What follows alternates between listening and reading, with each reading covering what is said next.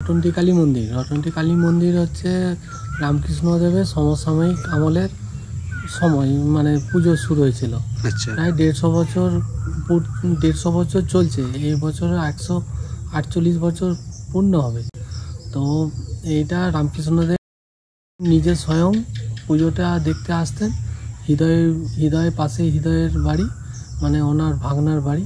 শিবানন্দ সরস্বতী ছিলেন রামকৃষ্ণদেবের ওই একই গুরু শিষ্য। আচ্ছা। স্বামী পূর্ণানন্দ ছিল রামকৃষ্ণদেবেরও তন্ত্রগুরু, আর আমার শিবানন্দ তন্ত্রগুরু। শিবানন্দ ছিল আমার দাদুর জেঠু, বড় জেঠু। তন্ত্র সাধনা এবং বিরাট একটা বড় মাপের লোক ছিলেন। সেই সূত্র ধরে তিনি এই রটন্তি কালী মন্দিরটি প্রতিষ্ঠা করে গেছেন।